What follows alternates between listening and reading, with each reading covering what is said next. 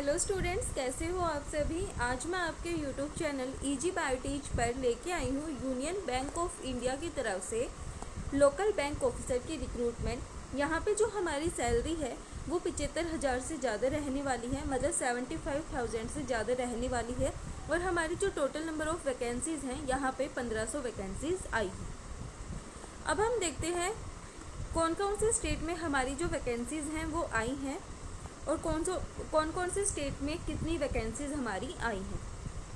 सबसे पहले हमारा जो स्टेट है वो है आंध्र प्रदेश। यहाँ पे जो लैंग्वेज है वो तेलुगु मैंडेटरी है और यहाँ पे 200 वैकेंसीज़ आई हैं। जो एससी कैटेगरी है वहाँ पे 30 वैकेंसी है, एसटी के लिए 15 वैकेंसी है, ओबीसी के लिए 54 वैकेंसी है, ईडब्ल्यूएस के लिए 20 वैकेंसी है और यूआर के लिए 81 वैकेंसी है।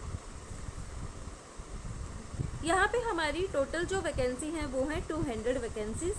अब जो असम है वहाँ पे आसामीज़ लैंग्वेज है वो मैंडेटरी है और यहाँ पे 50 हमारी क्या आई हैं, टोटल पोस्ट आई हैं। उसके बाद है हमारी गुजरात में गुजराती लैंग्वेज हमारी मैंडेटरी है और हमारी टोटल नंबर ऑफ़ वैकेंसीज़ यहाँ पे 200 है। फिर यहाँ पे कर्नाटका है हमारा 4th स्टेट। यहाँ पे हमारी जो लैंग्वेज है वो कन्नड़ है और यहाँ पे टोटल हमारी वैकेंसीज़ 300 हैं। फिर हमारा केरला, वहाँ पे जो मैंडेटरी लैंग्वेज है वो है हमारी मलयालम। यहाँ पे हमारी टोटल नंबर ऑफ़ वैकेंसीज़ 100 हैं। फिर महाराष्ट्र में हमारी मैंडेटरी लैंग्वेज मराठी है और हमारी यहाँ पे 50 टोटल वैकेंसीज़ हैं। फिर उड़ीसा के अंदर हमारी वैकेंसीज़ आई हैं। उड़ीसा में हमारी जो मैंडेटरी लैंग्वेज है वो है ओडिया और यहाँ पे 100 वैकेंसीज़ हमारी आई हैं। फिर हमारी है तमिलनाडु में हमारे पास तमिल जो लैंग्वेज है वो मैंडेटरी है और यहाँ पे 200 वैकेंसीज़ आई हैं। फिर तेलंगाना में जो तेलुगु है वो मैंडेटरी है और यहाँ पे भी 200 वैकेंसीज़ आई हैं। फिर वेस्ट बंगाल में बंगाली जो लैंग्वेज है वो मैंडेटरी है और यहाँ पे हमारी 100 वैकेंसीज़ आई हैं। ये हमारी क्या है, टोटल 1500 वैकेंसीज़ हैं जो हमारे अलग अलग स्टेट्स में आई हैं और अलग अलग कैटेगरी के लिए हमें यहाँ पे क्या बताई गई हैं, वैकेंसीज़ बताई गई हैं कि एससी के लिए कितनी है, एसटी के लिए कितनी है, ओबीसी के लिए कितनी है, ईडब्ल्यूएस के लिए कितनी है, यूआर के लिए कितनी है और यूआर के लिए कितनी है, ये हमें यहाँ पे बताया गया है। उसके बाद हमारी आई है with in which for PWD candidates के लिए जो हमारी वैकेंसीज़ हैं वो है वीआई के अंदर हमारी 15 वैकेंसीज़ हैं, एचआई के अंदर हमारी 16 वैकेंसी है, ओसी के अंदर हमारी 15 वैकेंसी है और एमओडी के अंदर हमारी 14 वैकेंसीज़ हैं।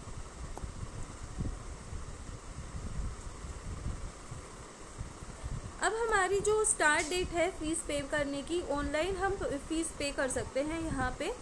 तो जो हमारी स्टार्ट डेट है वो 24 अक्टूबर से हमारा जो फॉर्म है वो शुरू हुआ है और जो इसकी लास्ट डेट है जो फ़ीस सबमिट करने की वो है 13 नवंबर। मतलब 13 नवंबर तक हम क्या कर सकते हैं, अपने फॉर्म को सबमिट कर सकते हैं। अब यहाँ पे जो एलिजिबिलिटी क्राइटेरिया है, जो कैंडिडेट हैं उनके पास बैचलर डिग्री होनी चाहिए किसी भी डिसिप्लिन में, किसी भी रिकॉग्नाइज्ड यूनिवर्सिटी से, वो यहाँ पे क्या कर सकते हैं, अप्लाई कर सकते हैं। जो कैंडिडेट है वो सिटीज़न होना चाहिए इंडिया, नेपाल, भूटान, वो यहाँ पे क्या कर सकते हैं, अप्लाई कर सकते हैं। यहाँ पे जो मिनिमम एज है वो 20 ईयर्स है और जो मैक्सिमम एज है वो 30 ईयर्स है। जो कैंडिडेट है उसके पास अपना वैलिड मार्कशीट होना चाहिए, मतलब डिग्री सर्टिफिकेट होना चाहिए।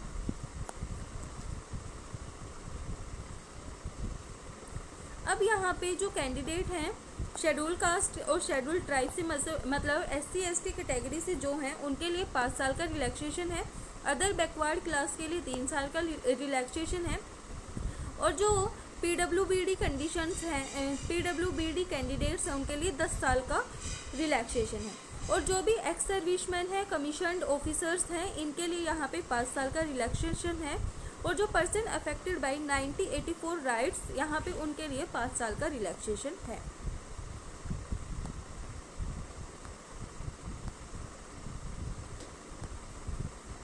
ये डिटेल नोटिफिकेशन मैं अपने टेलीग्राम चैनल पे डाल दूँगी, आप वहाँ से रीड कर सकते हो।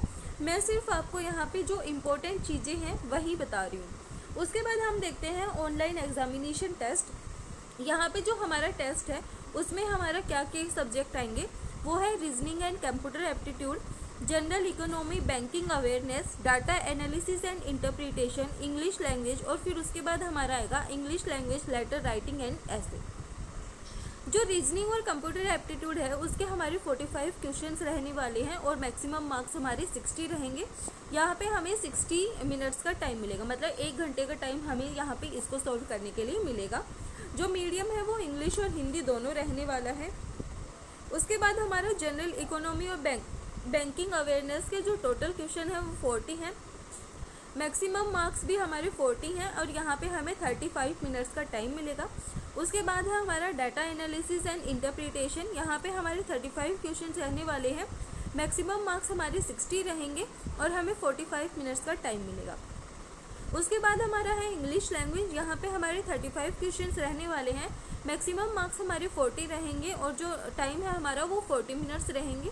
यहाँ पे हमें टोटल 3 घंटे का टाइम मिलेगा इनको सॉल्व करने के लिए। अलग अलग पार्ट के लिए हमें अलग अलग टाइमिंग यहाँ पे दी गई है। फिर हमारा आएगा English language letter writing and essay. ये हमारा क्या है 30 मिनट्स का होगा और यहाँ पे जो मैक्सिमम मार्क्स है वो 25 रहेंगे और हमारे क्वेश्चंस हैं वो 2 रहेंगे। Descriptive paper of English language letter writing and essay may be evaluated by an automatic scoring mechanism for identifying features related to writing proficiency. यहाँ पे जो हमारी राइटिंग प्रोफिशिएंसी है उसी को क्या किया जाएगा, चेक किया जाएगा।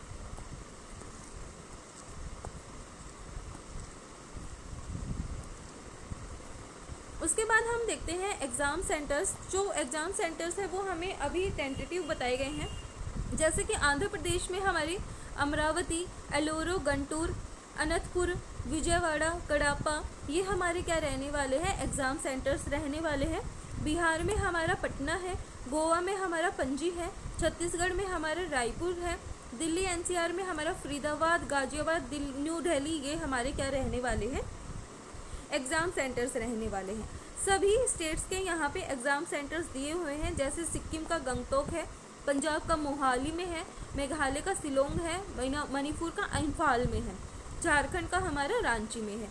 तो यहाँ पे सभी के जो टेंटेटिव एग्ज़ाम सेंटर्स हैं वो हमें गिवन है।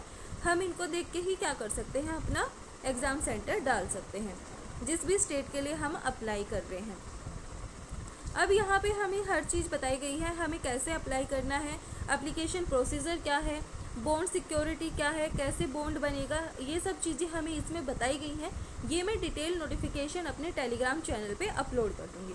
अब जो एप्लीकेशन फ़ीस है वो नॉन रिफंडेबल है यहाँ पे, और जो जनरल EWS और OBC कैटेगरी है उनके लिए जो एप्लीकेशन फ़ीस है वो 850 रुपये है, और जो SC ST PWBD कैंडिडेट्स हैं उनके लिए 175 रुपये यहाँ पे फ़ीस है।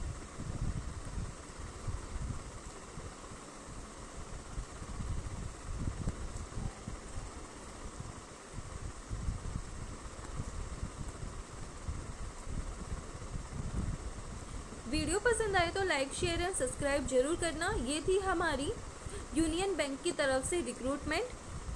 Thank you.